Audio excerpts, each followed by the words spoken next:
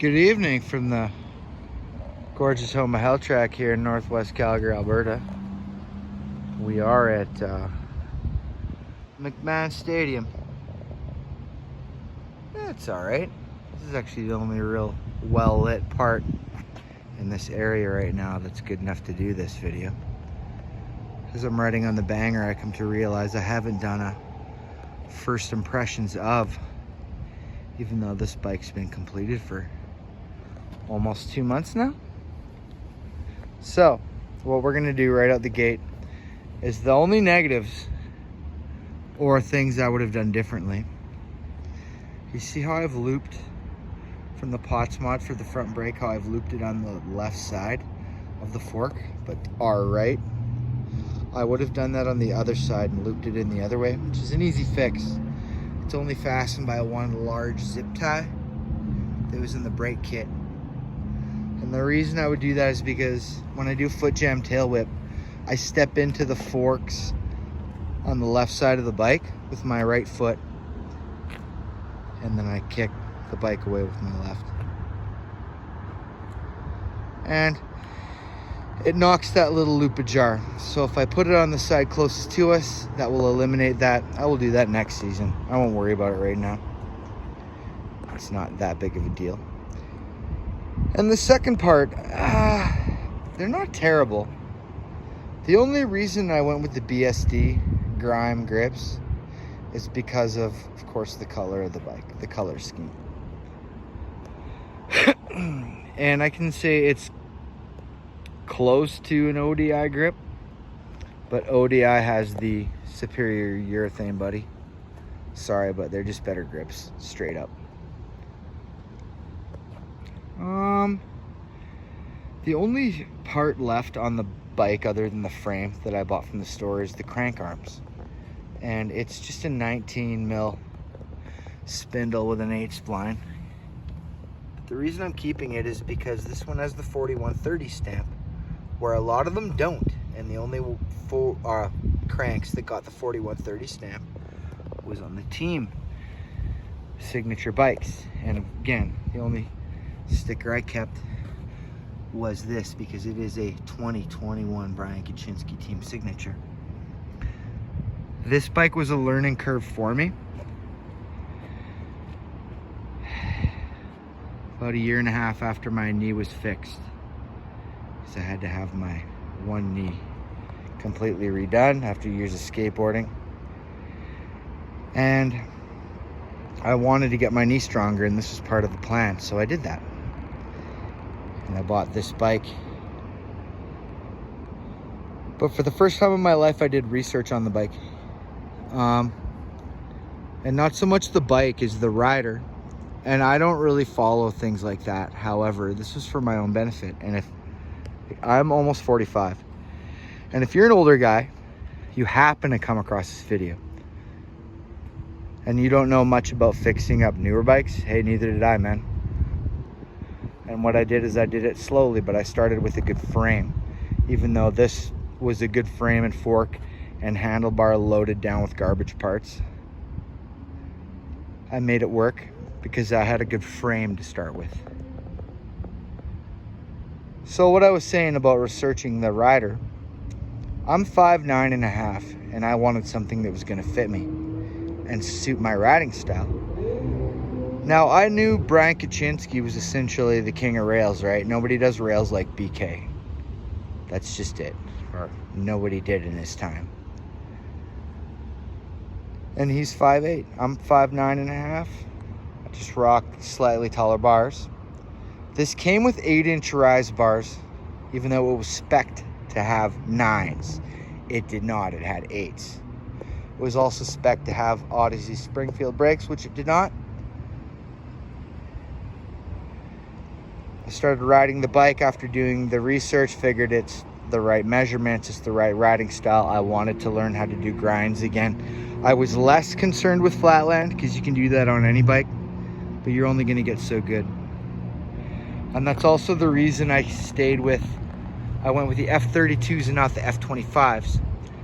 Now I could have got F25s cheaper, but I didn't want to change the offset on the fork. I did not at all. Another thing I did is when I upgraded to the mallet from the top loader, it was a flatter stem and it had a shorter sweep on it. And I just wanted it to line up perfectly with that front dropout, right? I just wanted it to be balanced when it did bar spins. I don't know much about bikes, but I know that much. Didn't want to make it twitchy. I upgraded to the Odyssey Evo 2.5s and I put the clear pads on.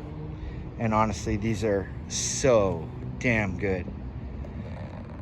Yeah, I ride my bike like an old man. I have this super tall seat post layback. By the way, Sean from Rad BMX Builds, if you ever follow any BMX channels, he gave me that, and that's why I have the Rad BMX Builds sticker on this bike, even though he wouldn't build something this new. But he gave me the sticker when he sent me the seat post, which was really nice of him. Thanks, brother. I appreciate you. Comfort-wise, the seat post, the longer seat post, was the best thing for my old knees. Then the handlebar height. But the best improvement to this bike by far was the tires. I said last year riding this, I did not like riding this in the pump track. And I'm convinced that's because I had these bullshit GT Pool tires. I can run these at 100 PSI. I rock them at 80. I'm happy with it. They're fast. They're sticky. The Odyssey Path Pro tires changed everything. They made the pump track way more pleasurable. They made my roll faster. They made wall rides. I could climb up them easier. I could do flatland better. Everything changed with these tires. You better believe that when you get better tires for your bike, it improves so much. And of course the contact points, like, you know, your grips and your pedals. Some guys prefer using metal pedals, and I do if I'm riding a big bike. But this is my banger, and I use this for doing grinds. So I see parts like the plastic pedals, and only on the non-drive side I rock plastic sleeves. To me, that's a consumable part. I replace those. I replace my left side pegs at least every season. At least. It's a part that gets thrown away. So I can put whatever on there. That's why I've put the real steel pegs on the right side. Because when I do little bits of flatland, it doesn't have that sleeve and that rolls around, and it's just a simple, attractive peg. But the pegs and the pedals, to me, are like the brake pads. That's why I have Salt Plus pads, and I got Salt Plus pegs, because they just get replaced. I can ride whatever. And that is the house. Ooh, almost fell. That's the house brand at Bow Cycle, and that's what I'll ride for consumable parts. And you know, we could argue about that, but to me, I just see it as a part that gets ground on, and I'd rather not hear that sound of the grinding of the pedal when I'm getting lazy with my grinds.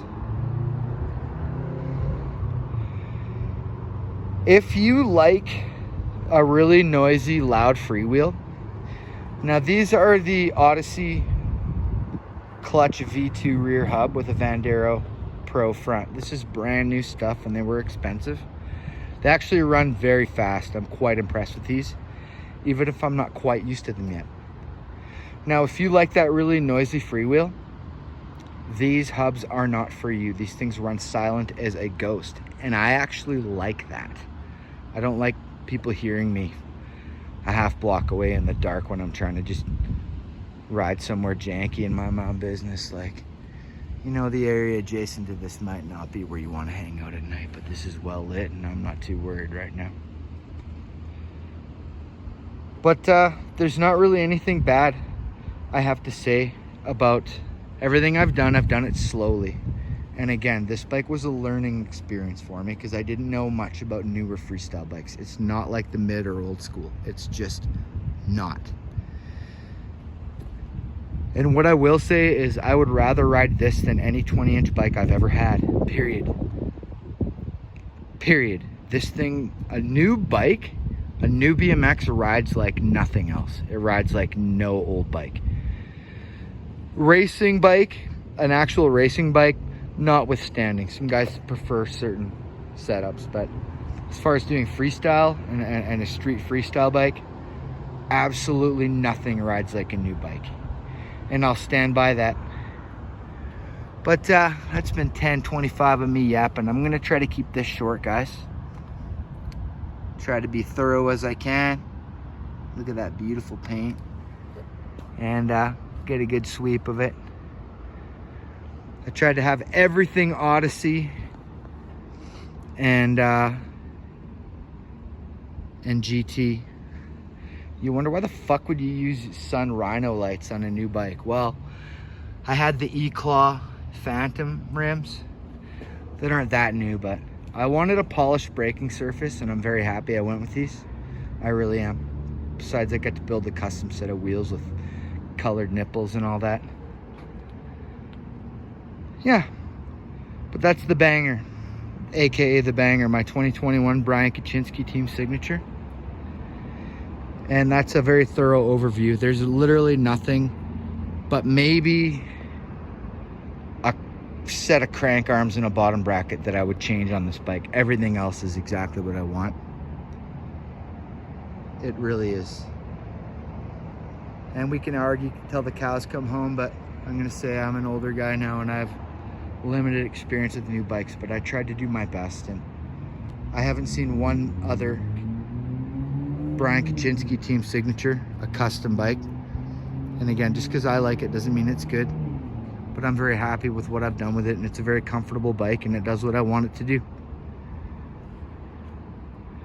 12 minutes from the gorgeous yet windy home of Hell Track right here in Northwest Calgary at McMahon Stadium, where, by the way, Dwayne "The Rock" Johnson failed to be a Calgary Stampeder. Not saying the CFL is really good or anything.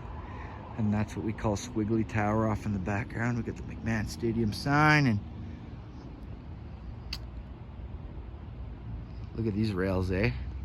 No, my balls aren't that big and my skill set is nothing like that, but anyways. Stay rad, fellas.